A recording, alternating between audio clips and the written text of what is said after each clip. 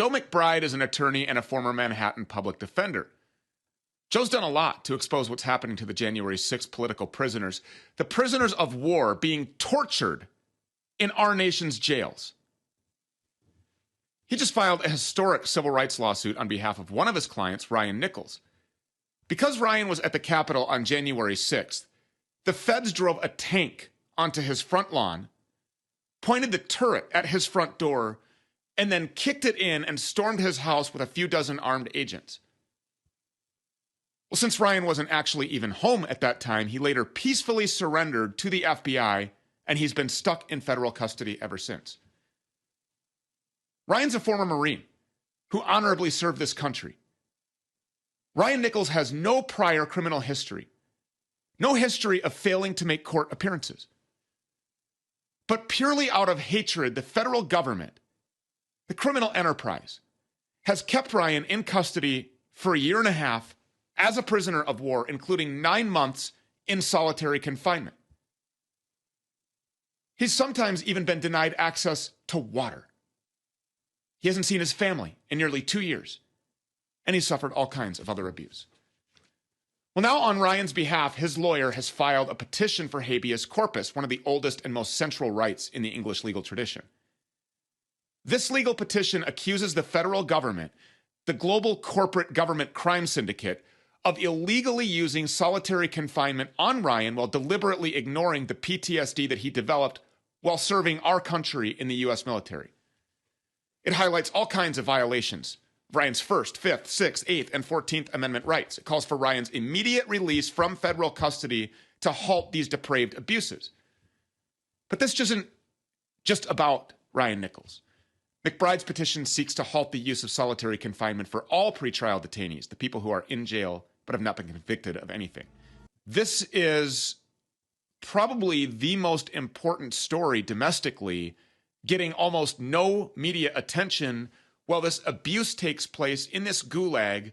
These are persecuted prisoners of war. This is a very, very important piece of litigation with regard to the points of intersection between mental health issues, namely PTSD here, treatment of veterans in our country and in our prison system, the constitutional protections of pretrial detainees who are innocent until proven guilty, and their right to be free from torture. Free pending the outcome of their case. I mean, we just let murderers out of prison now. They brought a tank on his front yard. What kind of a nation are we living in? The people who showed up that day, those concerns are playing out in our everyday lives before us right now. Our country has been sold down the river. Our economy has been driven into the ground. Our human rights, our constitutional rights are being thrown out the window. And we have a despotic regime that is hell-bent on tracking down, arresting, jailing, and torturing members of the opposition political party simply because they object with the party line and their way of thinking. And because dissidents are shining a big bright light on the globalist takeover, this is an occupied nation. This is why you see these show trials and these tribunals happening with this fake monkey court operation with this committee that has been set up to investigate January 6th. The people responsible for January 6th are sitting behind that desk. The people responsible for January 6th occupy federal offices. The feds set this up.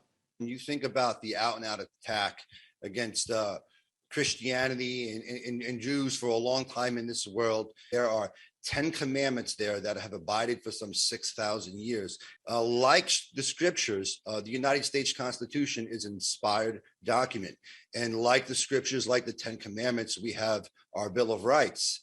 And those Bill of Rights have been underestimated by America's enemies. They have underestimated the spirit and the will of the American people to abide and to resist tyranny. This is why the United States of America was founded to begin with. The United States of America is here to stay. Our way of life isn't going to change for anyone. And eventually our enemies are going to need to come to terms with that. What are we not seeing in the media? What's actually happening in that room? They were to bring you in, Stu. They'd bring you in, they'd look you in the eye, and they let you know that we have called you to the carpet here because we can. because you have an obligation as a citizen of the United States to show up in some capacity and either testify or plead the Fifth Amendment.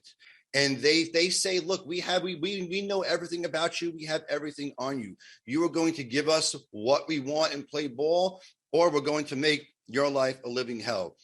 You don't represent Ray Epps because Ray Epps doesn't need representation because Ray Epps hasn't been arrested. Why? The walkover from President Trump's speech was converted into a militarized march by people like Ray Epps, waving people in, encouraging people to go in, getting people into the Capitol. Once they get into the Capitol, once they're on camera, they're all fair game to be caught up in the dragnet of the 1512 charge, which is very unconstitutional. None of those people have been arrested or indicted. That's because they're working on behalf of the federal government and possibly for an adversary. Why did New Zealand and Canada declare the Proud Boys a terrorist organization when up until that point they were basically a drinking club? So they were able to circumvent the constitutional protections of the United States to spy on American citizens and then quite possibly, we believe, share information with the intelligence community in the United States in complete and utter violation and disregard of the Fourth Amendment of the United States Constitution. Within 2 days of January 6th, was a tier 1 domestic terrorist related on the FBI. The FBI had him as an armed and dangerous tier 1 threat, an armed, radical. One thing about the federal government is that it is not fast. They were setting up and working on people and targeting people. Why also is it that we don't get to see any discovery on behalf of the people? It's probably never going to happen. Each one of these cases has a protective order, which not only prohibits you from seeing it, it actually materially interferes with my clients, with all of their rights to be able to meaningfully participate in their own defense. Can you win?